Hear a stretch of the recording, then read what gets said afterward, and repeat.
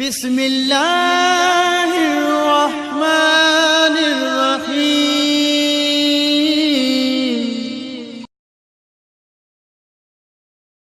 नहमदु व नुसल्ली मुहम्मदिन व अला आलिहि तय्यबीन ताहिरीन अल-मासूमीन अल-मज़लूमीन।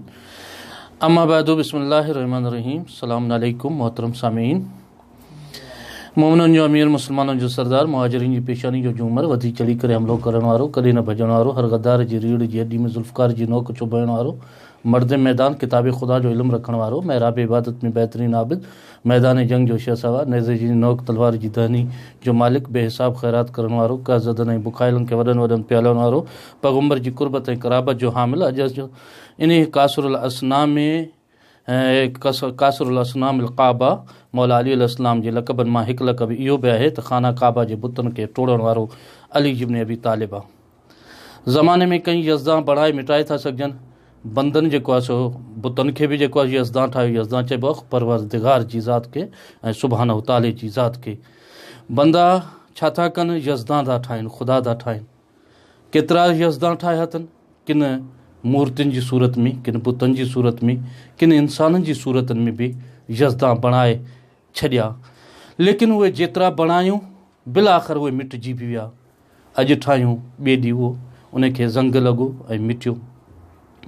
जहिड़े नमूने सां फ़िरौन नमरूद खे बंदनि ई जेको आहे यज़दां बणायो, ख़ुदा बनायो, मगर उहो अली इब्न अबी तालिब आहे जेके इंसान यज़दां बणाया, उन्हनि यज़दां खां हटी करे हक़ीक़ी सुभाणे ताला जी जेको आहे सो इताअत इलाही जे लाइ नित नयूं उन्हनि राहूं तलाश कयूं ऐं उन्हनि बुतनि खे टोड़ियऊं, उन्हनि ख़ुदाउनि खे टोड़ियऊं।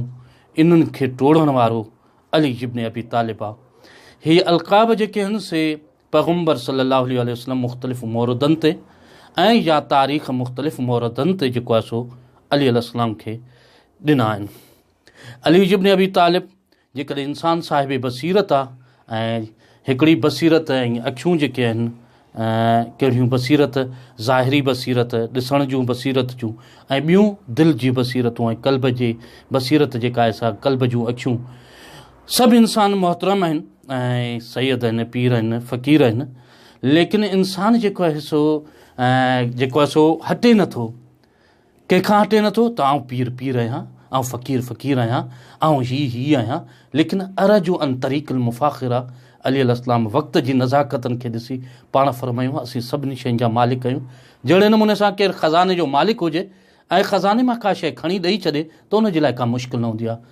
पूरे ख़ज़ाननि जो मालिक अली इब्न अबी तालिब आहे, लेकिन अरजू अन तरीक़ुल मुफ़ाख़िरा वक़्त जी नज़ाकतनि खे ॾिसंदे अली अलैहिस्सलाम उहो आहे जो इताअत इलाही जे लाइ ख़िदमत कंदे नज़र आया ऐं अली इब्न अबी तालिब उन्हनि पुतनि खे टोड़ियो ऐं पाण फ़रमायूं त ज़माने जे लिहाज़ सां जेको आहे सो माण्हू खे थोरो हटणु खपे ऐं मुफ़ाख़िरा जेके बि शयूं आहिनि उन्हनि खे थोरो वज़नु तिजानिल मुफ़ाख़िरा उन्हनि खे हिकु पासे रखिजे।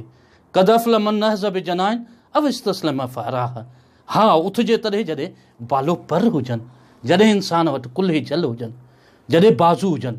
पैगम्बर जी जहिड़ा बाज़ू हुया अली इब्न अबी तालिब साईं, पैगम्बर जे लाइ क़ुव्वत बाज़ू अली हुया ऐं अली पैगम्बर जे लाइ क़ुव्वत बाज़ू हुया त बुतनि खे टोड़े ॾेखारियूं।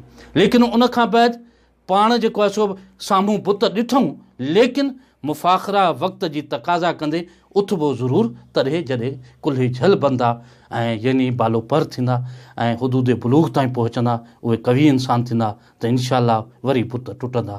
हीउ हुयो अली इब्न अबी तालिब जो छटियों लक़ब। अली इब्न अबी तालिब जी उहा ज़ात आहे जेका खाना काबा जे बुतनि खे टोड़ण वारी आहे। इंशाअल्लाह 37 लक़ब ॿी क़िस्त में पेश कंदासीं। वल्हम्दुलिल्लाहि रब्बिल आलमीन।